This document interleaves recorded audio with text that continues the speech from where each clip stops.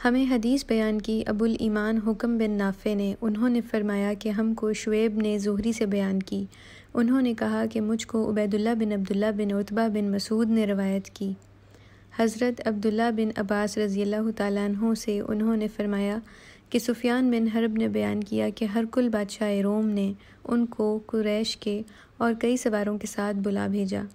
قریش کے یہ لوگ اس وقت ملک شام میں تجارت کے لیے گئے ہوئے تھے اور حضرت ابو سفیان ابھی مسلمان نہیں ہوئے تھے، اور یہ وہ زمانہ تھا جب حضرت محمد صلی اللہ علیہ وآلہ وسلم نے ابو سفیان اور کفار قریش کو صلح کر کے ایک محدود مدت دی تھی۔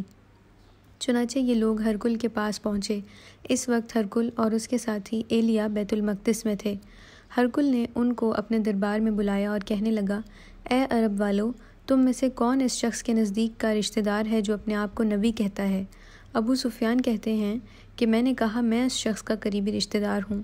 تب ہرقل نے کہا، اس ابو سفیان کو میرے پاس لاؤ اور اس کے ساتھیوں کو بھی اس کے نزدیک رکھو۔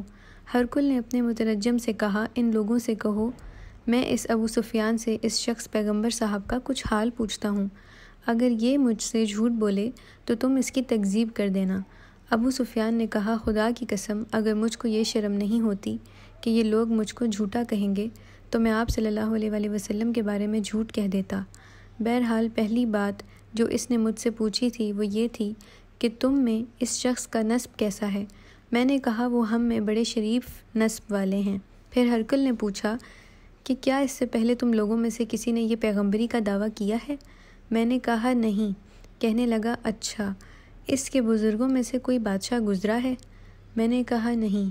کہنے لگا، اچھا بڑے آدمی امیر لوگ اس کی پیروی کر رہے ہیں یا غریب لوگ؟ میں نے کہا غریب لوگ۔ کہنے لگا، اس کے تابعدار لوگ روز بروز بڑھتے جاتے ہیں یا گھٹتے جاتے ہیں؟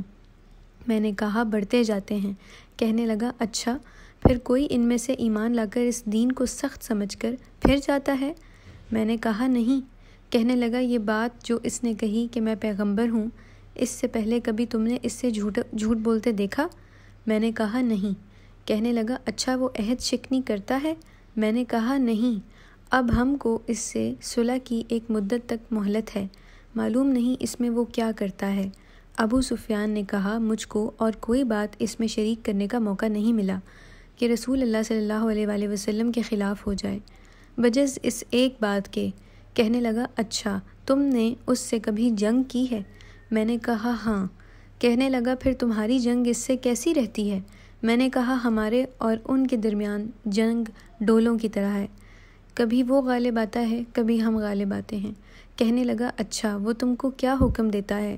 میں نے کہا وہ یہ کہتا ہے کہ ایک اللہ ہی کی عبادت کرو، اس کے ساتھ ہی کسی کو نہ شریک ٹھہراؤ، اور اپنے باپ دادا کی شرک کی باتوں کو چھوڑ دو، اور ہم کو نماز پڑھنے اور سچ بولنے، پرہیزگاری اور صلہ رحمی کا حکم دیتے ہیں۔ تب ہرقل نے مترجم سے کہا، اس شخص سے کہو میں نے تم سے ان کا نسب پوچھا، تم نے کہا وہ ہم میں مالی نسب والے ہیں، اور پیغمبر ہمیشہ اپنی قوم میں عالی خاندان کے ہی ہوتے ہیں، اور میں نے تم سے پوچھا یہ بات تم لوگوں میں پہلے کسی نے کہی تھی؟ تم نے کہا نہیں۔ اس سے میرا مطلب یہ تھا کہ اگر اس سے پہلے دوسرے کسی نے بھی یہ بات کہی ہوتی، پیغمبر ہونے کا دعویٰ کیا ہوتا، تب میں سمجھتا کہ یہ شخص کہی ہوئی بات سابقہ پیغمبری کی پیروی کرتا ہے، اور میں نے تم سے پوچھا اس کے بزرگوں میں کوئی بادشاہ گزرا ہے؟ تم نے کہا نہیں۔ اس سے میرا مطلب یہ تھا کہ اگر اس کے بزرگوں میں کوئی بادشاہ گزرا ہے تو میں سمجھ لوں کہ وہ شخص پیغمبری کا بہانہ کر کے اپنے باپ کی بادشاہت لینا چاہتا ہے، اور میں نے تم سے پوچھا کہ اس بات کے کہنے سے پہلے تم نے کبھی اس کو جھوٹ بولتے دیکھا؟ تم نے کہا نہیں۔ اب میں نے سمجھ لیا کہ ایسا کبھی نہیں ہو سکتا کہ وہ لوگوں پر تو جھوٹ باندھنے سے پرہیز کرے اور اللہ پر جھوٹ باندھے۔ اور میں نے تم سے پوچھا کیا بڑے امیر آدمیوں نے اس کی پیروی کی ہے یا غریبوں نے؟ تم نے کہا کہ غریب لوگوں نے اس کی پیروی کی ہے، اور پیغمبر کے تابعدار اکثر غریب ہی ہوتے ہیں۔ اور میں نے تم سے پوچھا کہ وہ بڑھ رہے ہیں یا گھٹ رہے ہیں؟ تم نے کہا بڑھ رہے ہیں، در حقیقت ایمان کا کمال کو پہنچنے تک یہی حال رہتا ہے۔ میں نے تم سے پوچھا کہ کوئی اس کے دین میں داخل ہونے کے بعد ناخوش ہو کر اس کے دین سے پھر جاتا ہے یا نہیں؟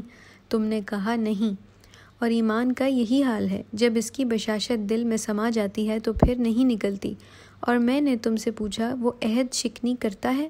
تم نے کہا نہیں، اور پیغمبر ایسے ہی ہوتے ہیں، وہ عہد کو نہیں توڑتے۔ اور میں نے تم سے پوچھا وہ تم کو کیا حکم دیتا ہے؟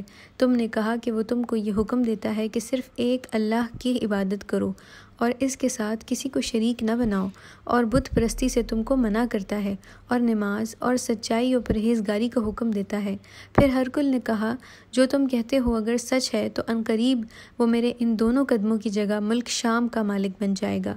اگر میں جان لوں کہ میں اس تک پہنچ جاؤں تو اس سے ملنے کو ضرور کوشش کروں گا۔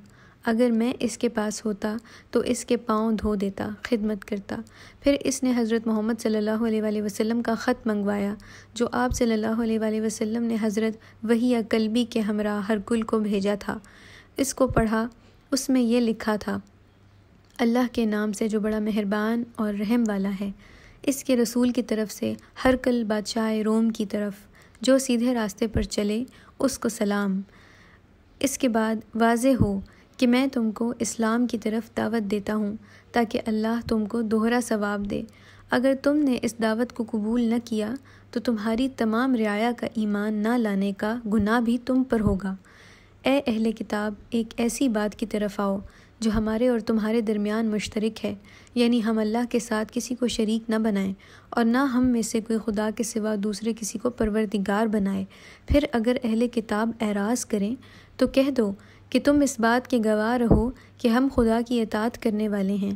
ابو سفیان کہتے ہیں کہ جب ہرکل نے یہ خط پڑھا اور جو کہنا تھا کہہ لیا تو وہاں بہت شور و غل ہونے لگا کہ بادشاہ گمراہ ہو رہا ہے، اور ہم کو وہاں سے نکال دیا گیا۔ تو میں نے اپنے ساتھیوں سے کہا کہ دیکھو ابو قبصہ کے بیٹے، آپ صلی اللہ علیہ وآلہ وسلم کا کام ایسا بڑھ گیا کہ اس سے نبی اصغر بادشاہ روم بھی خوف رکھتا ہے۔ اس کے روز کے بعد سے ہم کو برابر یقین رہا کہ حضرت محمد صلی اللہ علیہ وآلہ وسلم ضرور غالب ہو جائیں گے، یہاں تک کہ اللہ نے مجھے اسلام میں داخل فرمایا۔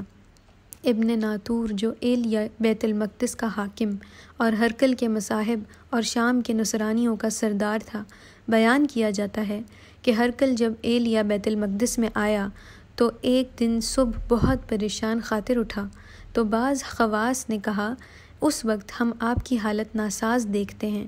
ابن ناطور کہتا ہے کہ ہرکل نجومی تھا اور ستاروں کا علم رکھتا تھا۔ جب لوگوں نے اس سے پوچھا آپ رنجیدہ کیوں ہیں؟ وہ کہنے لگا میں نے آج ستاروں پر نظر ڈالی، ایسا معلوم ہوتا ہے کہ ختنہ کرنے والوں کا بادشاہ غالب ہو گیا۔ تو دیکھو اس زمانے والوں میں کون لوگ ختنہ کرتے ہیں؟ اس کے مصاحب کہنے لگے یہودیوں کے سوا کوئی ختنہ نہیں کرتا، تو ان کی کوئی فکر نہ کیجیے اور اپنے علاقے کے شہروں میں وہاں کے حاکموں کو لکھ بھیج دیجیے کہ وہاں جتنے یہودی ہوں ان کو قتل کر ڈالیں۔ وہ لوگ یہی باتیں کر رہے تھے، اتنے میں ہرکل کے سامنے ایک آدمی لایا گیا جس کو غسان کے بادشاہ حارث بن ابی شمر نے بھجوایا تھا۔ وہ حضرت محمد صلی اللہ علیہ وآلہ وسلم کا حال بیان کرتا تھا۔ جب ہرکل نے سب خبر اس سے سن لی تو اپنے لوگوں سے کہنے لگا ذرا اس شخص کو دیکھو، اس کا ختنہ ہوا ہے یا نہیں؟ انہوں نے اس کو دیکھا اور جا کر ہرکل سے بیان کیا کہ اس کا ختنہ ہوا ہے۔ ہرکل نے اس سے پوچھا کیا عرب ختنہ کرتے ہیں؟ اس نے کہا ختنہ کرتے ہیں۔ یہ تب ہرکل نے کہا یہی شخص اشارہ ہے آپ صلی اللہ علیہ وآلہ وسلم کی طرف، بادشاہ پیغمبر ہے جو روم پر غالب آئے گا۔ پھر ہرکل نے اپنے ایک دوست کا رومیہ میں یہ حال لکھ کر بھیجا۔ وہ علم نجوم میں ہرکل کا ہم پلہ تھا اور ہرکل خود حمص چلا گیا۔ ابھی حمص سے نہیں نکلا تھا کہ اس کو اس کے دوست سغاتر کا خط پہنچا۔ اس کی بھی رائے حضرت محمد صلی اللہ علیہ وآلہ وسلم کے ظاہر ہونے میں ہرکل کے موافق تھی، یعنی حضرت محمد صلی اللہ علیہ وآلہ وسلم سچے پیغمبر ہیں۔ آخر ہرکل نے روم کے سرداروں کو اپنے حمص کے ایک محل میں جمع کیا اور محل کے دروازے بند کرنے کا حکم دیا۔ دروازے بند کر دیے گئے۔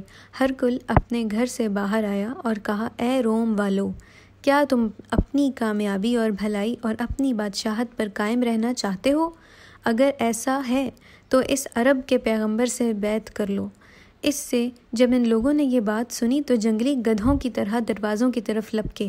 دیکھا تو دروازہ بند ہے۔ جب ہرکل نے دیکھا ان کو ایمان سے ایسی نفرت ہے اور ان کی ایمان لانے سے نا امید ہو گیا تو کہنے لگا ان سرداروں کو پھر میرے پاس لاؤ۔ جب وہ آئے تو اس نے کہا میں نے جو بات ابھی تم سے کہی وہ تمہارے آزمانے کو کہی تھی تاکہ میں دیکھوں تم اپنے دین میں کیسے مضبوط ہو۔ اب میں وہ دیکھ چکا ہوں۔